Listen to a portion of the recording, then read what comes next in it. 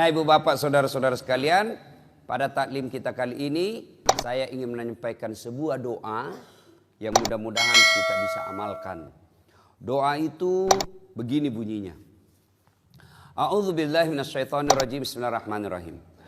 Allahumma inni a'udzubika min qalbin la yahsha. Satu, itu ada 4 isinya di doa. Ya Allah, lindungilah kami, lindungilah saya dari hati yang tidak bisa khusyuk. Ini penyakit ini. Penyakit, Pak. Kita tidak bisa khusyuk dalam sholat. Banyak orang bertahun-tahun sholat, tapi rasa-rasanya tidak pernah menikmati namanya khusyuk. Apa itu khusyuk, Ustaz? Apakah khusyuk tidak ingat apa-apa? Bukan khusyuk namanya itu. Kalau sholat tidak ingat apa-apa, itu namanya tidur. Bisa itu sholat tidak ingat apa-apa. Itu orang tidur itu atau orang pingsan. Lalu apa itu khusyuk? Fokus pada apa yang kita kerjakan. Bagaimana mencapai khusyuk dalam sholat? 1, sempurnakan wudhumu. Ini dulu. Kalau bapak mau khusyuk dalam sholatnya, maka langkah pertama sempurnakan wudhumu. Nah, bukan dikatakan perbaiki, tapi sempurnakan. Berarti ada orang wudhunya sah, tapi tidak sempurna. Pada saat mana wudhu kita tidak sempurna? 1, pada saat membasuh siku, tangan sampai ke siku. Quran mengajarkan membasuh caranya dari jari-jari ke siku. Coba itu buka Quran. Basuhlah dari jari-jari ke siku. Berarti begini prakteknya. Ya toh? Yang kita praktek dari siku ke jari. Bagaimana prakteknya? Buka keran. Berarti itu dari siku ke jari. Terutama kita yang sudah tua, yang sudah pensiun, sudah muka-maka sakaratil maut. Nah itu kalau kita basuh siku, lipat itu sikuta. Kenapa? Karena di belakang ada keriput. Ibu-ibu, coba bandingkan sikunya cucuta dengan sikuta. Bandingkan. Sikunya yang anak SMA dengan yang sudah 80 tahun. Bandingkan. Yang anak SMA, biar dia tidak lipat, itu tidak ada keriputnya dilihat. Tapi kita yang sudah tua, pasti banyak keriputnya. Jadi ketika kita tidak lipat kita punya siku, maka pasti air tidak masuk dalam siku. Kalau kita yang sudah muda, masih muda, apa tuh godaannya setan? Dia pakai lengan panjang. Coba, pakai lengan panjang seperti ini toh. Cara lipatnya dia cuma begini. Nah, coba lihat. Cara lipatnya begini. 100% tidak sah wudhunya. Kenapa? Tidak kena sikunya. Karena ini wajib siku. Maka ketika kau linting bajumu, di atasnya siku. Nah, ini baru betul. Tapi kalau di sejajar siku, berarti sikumu tidak kena air, tidak sah wudhumu. Tidak sah wudhu, otomatis sholatmu tidak sah. Nah, ini kalau lengan panjang. Kalau perempuan yang banyak membuat tidak sah sholatnya, tanpa dia sadari akhirnya tidak sah sholatnya gara-gara wudhunya tidak sah. Apa? Lipstick, eyeshadow, dan lain-lain. Apakah namanya itu yang di pipi? Merah pipi. Kalau biru tahu ah? Biru pipi. Nah, lipstick. Bu, lipstiknya terlalu tebal. Akhirnya apa? Bibirnya tidak tersentuh air. Atau yang bedak-bedaknya di sini terlalu tebal, tidak tersentuh air. Maka ketika mau wudhu, maka ibu-ibu bersihkan dulu itu. Nah, ini yang menjadi masalah kalau dia pergi pesta. Karena bilang 300.000 nih salung. Akhirnya begini di wudhu. Iya. Nah, maka kalau mau khusyuk, yang pertama langkah sempurnakan wudhu. Yang kedua yang paling banyak kita lalaikan ketika wudhu apa? Membasuh kaki. Anak-anak ini biasa anak SMA, anak SMP buru-buru. Apalagi kalau rakaat ketiga nih, habis lewat. Tenang kok saja, kau bisa masbuk. Bisa kok masbuk. Meskipun sudah rakaat keempat, at-tahiyyat mitu imam, selama dia belum salam, berjamaah juga namanya itu. Dapat kok pahala 27. Jadi tidak usah kau buru-buru, tidak usah lari-lari. Pas kau lari, begitu sampai pasti kau tidak konsentrasi, poso. Nah, maka tidak usah lari. Tidak usah lari, santai saja. Kenapa? Selama imamnya tidak salam, belum salam, masih kau dapat pahala berjamaah. Ternyata imamnya sudah salam, masih ada orang masbuk. Ada orang tadi yang ketinggalan, dia hanya dapat 1 rakaat. Tapi naik, itu kau ikuti. Ini yang banyak kita di dalam masjid.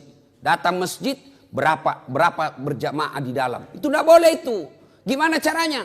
Ikuti saja yang sudah sholat. Ustaz, kita tidak tahu dia sholat sunnah. Kau ikuti saja. Ternyata dia sholat sunnah. Bukan sholatnya kau ikuti, tapi jamaahnya. Jadi tidak usah makin buru-buru. Nah, apalagi yang membuat kita yang kaki wudhu, berkaitan dengan wudhu kaki. Nah, ini kita biasa tidak sempurna wudhu. Bahkan bisa jadi tidak sah. Apa? Wudhu kakinya nak kasih begini ji. Itu kalau wudhu ada, coba baca rukun wudhu. Paling terakhir itu rukun wudhu tertib.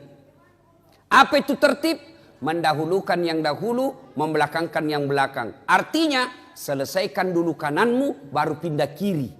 Nah, yang kita praktek kanan dulu, kiri lagi, kanan lagi, kiri lagi. Nah, itu orang Bugis bilang majabuta. Nah, selesaikan dulu kanan, selesaikan tuntaskan, baru pindah ke kiri. Tidak usah lagi pindah ke kanan. Karena kalau kanan kiri bukan tertib namanya itu. Ya, sudah itu kaki juga. Sempurnakan dulu kanannya, baru pindah ke kiri. Nah, ibu bapak, saudara-saudara sekalian. Ya, bagaimana kalau membasuh kaki dan jari-jari? Sunnahnya jari-jari tanganmu kasih masuk ke jari tangan yang satu. Nah, misalnya kiri yang kita basuh, jari-jari tangan kanan yang masuk. Kalau basuh kaki, jari-jari tangan kita masuk. Baru usap ke belakang. Lalu sampai ke belakang ini kasih begini. Kasih naik. Kenapa? Tumit bisa jadi tidak basah. Apalagi bagian ini Pak. Kalau buru-buru gitu, ini yang paling sering tidak basah. Kalau tidak basah ini Pak, pasti tidak sah wudu. Tidak sah wudu, tidak sah sholatmu. Inilah yang Allah jelaskan dalam Quran. Ara'aital ladzi yukatsibu biddin. Tahu tidak kamu pendusta agama? Menurut Profesor Dr. Quraish Shihab yang menafsirkan ayat ini, termasuk diantaranya pendusta agama itu sholatnya dusta. Siapa mereka? Mereka yang lalai dalam sholatnya. Kenapa lalai dalam sholatnya? Mulai dari wudhunya tidak sempurna. Itu pendusta agama kita itu kena. Jadi nanti di akhirat kita bilang, Tuhan, mana pahala sholatku 40 tahun? Nah, bilang, Tuhan memang kau sembahyang tapi tidak sah. Kenapa bisa? Dikasih lihat video tak? Kan itu kita itu Pak, 24 jam ada CCTV. Ini kalau CCTV na masjid keluar kita nak lihat makin. Tapi CCTV-nya Allah namanya Raqib dan Atid. Nah shooting kau terus 24 jam. Biar tidur lagi di toilet. Nanti nak putarkan ke Tuhan. Inikah sholat yang saya ajarkan? Kita bilang tidak ku tahu. Kenapa kau tidak tahu? Kasih kau otak. Kau sarjana, kau kaya, bagus, sehat. Kenapa kau tidak tahu? Tidak pernah dengar dakwah. Kenapa kau tidak pernah dengar dakwah? Sepak bola kau begadang sampai pagi. Main game kau begadang sampai pagi. Kenapa kau tidak pernah belajar soal sholat? Nah itu sholat kau pakai 24 jam. Bagaimana sholat kamu bagus Pak? Coba jujur ki bede. Dalam hati tak mau. Jangan dikasih naik tangan tak. Pasti malu-malu ki. Jujur maki. Berapa tahun maki sholat? 50 tahun. Ada itu buku di rumah tak. Tuntunan dan pedoman sholat 5 waktu. Coba, kira-kira bagaimana kita sholat? Begitu tidak bapak tak, begitu kita lihat orang, begitu kita sholat. Tidak pernah kita baca bagaimana itu sholat. Saja handphone, adik-adik beli handphone, begitu beli handphone, ada apanya? Ada petunjuk penggunaannya. Dan di situ ditulis warna merah. Baca buku pedoman penggunaan sebelum menggunakan handphone. Coba, itu ditunjuk itu, ditulis merah. Baca dulu ini buku, baru kau buka itu HP-mu. HP saja, itu ada buku pedomannya. Apalagi kita sholat. Akhirnya jangan kau heran, 30 tahun kau sholat, masih hobi kau makan uang haram. 30 tahun kau sholat, masih suka kau bohong. 30 tahun kau sholat, masih suka kau maksiat. Kenapa? Karena solatmu belum seperti yang dihendaki Allah. Padahal Allah sudah jelaskan, inna salata tanha anil fasya'i wal munkar. Ayat ini kita sudah hafal semua dari tak kecil. Sesungguhnya solat itu mampu mencegah kalian dari perbuatan keji dan mungkar. Karena makanya jangan keheran. Kenapa itu rajin nama sembahyang deh? Tapi dede pak gosipna. Berarti bermasalah solatnya. Kenapa itu rajinnya solat? Dede sekit namamu. Berarti solatnya bermasalah. Kenapa tidak? Coba kita lihat solat kita pak. Orang Bugis bilang mau pito-pito. Allah. Assalamualaikum. Olahraga bukan? Coba make. Orang saya tanya, kenapa? Karena cepat sekali kalau sholat gitu. Nggak sampai mami kulihat 5 menit sembahyang duhur. Apa nak bilang? Aku hafal mi ustaz. Sini kau dulu. Kalau kau bilang hafal begini mah kau saja. Allahu Akbar. Tuhan bacaannya sama aja kemarin. Assalamualaikum warahmatullahi. Sudah mi. Kan itu jadi hafal. Iya toh. Tapi kan bukan itu. Sholat itu ada rukun-rukunnya. Ada tertibnya. Ada syarat sahnya. Yang itu harus kita lakukan. Kalau itu kita ikuti, maka insya Allah hidup kita akan baik. Oke Pak. Jadi kalau ada masalah, jangan makin cari kambing hitam. Itu saja kita tanya, bagaimana sholatku selama ini. Orang Pak kalau baik sholatnya, husuk sholatnya, tata cara pelaksanaannya baik dalam sholatnya, insya Allah dalam hidupnya juga akan baik. Allah sudah jelaskan, sholat mencegah kau dari perbuatan keji dan mungkar. Mulai saja dari rukun-rukunnya sholat. Mulai dari saja syarat sahnya sholat. Apa syarat sahnya sholat? 1. Bersih dari najis dan hadas. Aplikasikan dalam hidupmu, maka itu orang pasti bersih.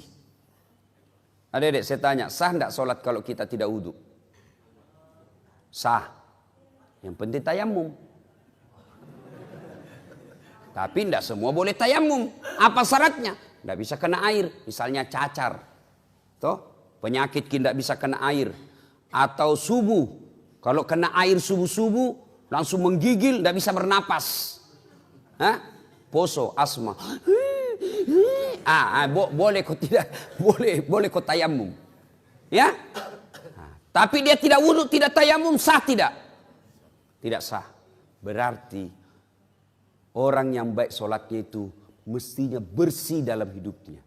Tapi kadang-kadang kita lihat ada orang sholat tapi baju sholatnya saja kotor. Kuning bukan, coklat bukan, putih bukan, ada yang begitu. Kudungnya ibu-ibu, coba dikat diam nih. Ada itu yang ada kayak lumut-lumut di sininya. Itu kalau orang baik sholatnya, maka dia hidupnya bersih. Maka heran kita kalau kita rajin berjamaah, tapi rantasa hidup tak. 1, syarat sahnya sholat. Bersih dari najis dan hadas. Yang kedua, tidak sah sholatmu kalau kau tidak tutup aurat. Apa itu aurat? Ini kalau laki-laki lutut sampai pusat. Bapak kalau keluar rumah sholat pakai celana kolor saja. Sah tidak? Sah tidak? Tidak sah. Biar tidak ada yang lihat ki. Mentang-mentang dari lihat di sembahyang celana dalam saja aku pakai ini. Allah. Sah atau tidak? Tidak sah. Artinya apa? Ini sesungguhnya aurat itu aplikasinya dalam kehidupan sehari-hari. Malu. Kan malu orang kalau kelihatan paha tuh. Malu itu ibu-ibu kalau kelihatan dadanya. Malu itu ibu kalau kelihatan keteknya. Kecuali yang keluar anak darah yang kelihatan keteknya. Nah, malu itu sudah putus rasa malunya. Urat-urat malunya sudah tidak ada. Kita laki-laki nasesa. Iya biasa bingung kan lihat itu perempuan. Mau saya tahu kerja sama ki. Kami laki-laki jaga mata. Kau cewek jaga akhlak. Karena biar setengah mati dijaga mata tak. Kalau kau gentayangan hancur tongki. Biasa ini cewek panrasu-rasu. Dilihat habis sikir. Tidak dilihat barang bagus. Terpaksa pala pasar Cina saja. Biasa itu kalau di mall kita jangan. Saya kan kalau mall begini juga kemana-mana begini. Tidak mungkin kita mau ikuti. Toh? Tapi dia di depan tak. Nah barang bagus. Mak indah enak tongki pakai gabis. Nanti naliak ke orang bilang ustaz kejili-jili. Nah, biasa pala pasar Cina saja. Sudah. Ya. Nah itu berarti kalau orang baik sholatnya. Insya Allah tinggi rasa malunya. Mana aplikasinya?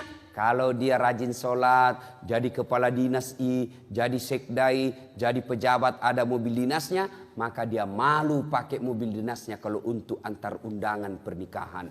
Maka malu dia pakai mobil dinasnya kalau hanya untuk pergi pasar, untuk dia pakai kepentingan pribadinya. Itu orang yang baik sholatnya. Maka wajar ketika Allah berfirman, sesungguhnya sholatmu mencegah kalian dari perbuatan keji dan mungkar. Itu coba diaplikasikan saja itu. Apalagi, ya. Syarat sahnya sholat? Sah tidak sholat kita kalau tidak baca Al-Fatihah? Tidak sah. Apalagi syarat sahnya sholat? Sah tidak sholat kita kalau tidak menghadap kiblat? Ibu-ibu saya tanya, sah sholat kita kalau tidak menghadap kiblat? Sah tidak adik-adik? Sah tidak sholatnya kalau tidak menghadap kiblat? Sah. Kalau kita tidak tahu. Nah, tapi sekarang tidak ada istilah tidak tahu lagi sekarang. Karena ada namanya, apa itu? Kompasnya itu handphone, ada semua itu Muslim Pro, gocang sedikit. Tapi matahari di sana terbit, terbenam, terbit di sana pagi-pagi. Kenapa ini begini? Nak tunjuk, gocangi lagi. Masih nak tunjuk, berarti soalnya ini kompasmu. Nah, belum diislamkan. Lebih kau lihat itu matahari terbit. Di mana? Lawannya itu. Di mana kalau di atas perahu ki? Nah, tidak dilihat, lihat mana terbit. Oh, di sana terbit. Oh, berarti di sana terbenamnya. Sudah, kau putar perahumu menghadap ke sana. Lagi sholat, tiba-tiba goyang perahu. Jangan tahu, aku goyang-goyang juga begini. Tidak, Pak, sudah lewat yang pertama.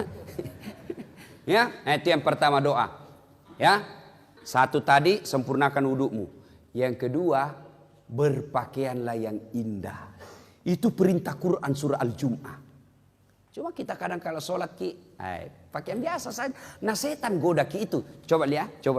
Bapak kalau mau sholat ke masjid, ada itu bisikan hati, pakai kau baju bagus. Ada itu namanya hati nurani.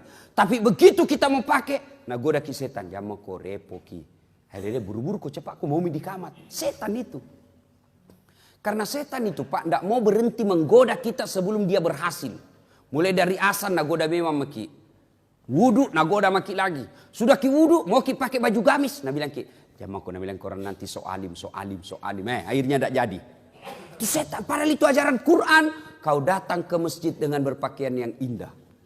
Makanya Nabi kalau itu mau sholat disunahkan pakai parfum. Itu sunnah. Kan teman-teman kita jamaah tablik, kalau dia mau sholat itu kan dia pakai langsung dia kasih keluar itu anunya. Minyak-minyaknya yang digosok-gosok, malaikat subuh. Kadang juga ada malaikat maut. Malaikat maut itu kalau kalefa bau. Malaikat maut itu. Itu sunnah. Tidak ada parfum. Boleh kau pakai itu apa? Setrika. Pengaruh kalau orang setrika. Yang penting pakai parfum. Pakai bau-bau. Mau palsu mau asli pakai. Itu sunnah. Artinya apa? Kalau bapak pakai parfum sholat. Jauh lebih mulia daripada yang tidak pakai parfum. Itu sunnah. Sikat gigi, itu anjuran agama. Berpakaian yang indah. Tapi sayang kita kalau mau ketemu wali kota, bawa pakaian indah. Sekalinya mau datang ke masjid pakai baju kaos. Celana training, battala. Pas sujud, ada celengan di belakang. Ya. Yang ketiga, bagaimana supaya bisa khusyuk dalam sholat? Kalau kau sholat, bayangkan bahwa itu sholatmu adalah sholat yang terakhir. Jangan selalu berpikir masih panjang umur, tak, jangan. Banyak kan orang pergi sehat, pergi tidak ada tanda-tanda kematian, pulang tinggal jenazahnya. Keluarga saya di Surabaya 2 minggu yang lalu pergi sholat maghrib masih masjid, sholat isya masih sehat walafiat, segar bugar, pergi sholat isya selesai sholat asar pergi main badminton, bulu tangkis, tinggal jenazahnya pulang. Kenapa? Serangan jantung di lapangan. Jadi bapak kalau keluar ki itu jangan lupa sayang-sayang istri tak. Ibu kalau keluar ki suami tak peluk baik-baik, cium tangannya. Siapa tahu itu adalah ciuman tanganmu yang terakhir. Tadi tahu. Makanya kalau pergi suami tak cari uang, ibu doakan ki selamat. Jangan suamimu pergi cari uang, kau pergi gosip. Baru 15 menit pergi suaminya, pergi Tommy dia tawaf di komplek. Nah kelilingi semua. Alasan jogging-jogging tapi cari informasi. Itu penyakitnya perempuan. Tuh. Mana ustaz nak gosip tong. Nah lihat kata adik, dia bilang, itu baju waktu na di YouTube.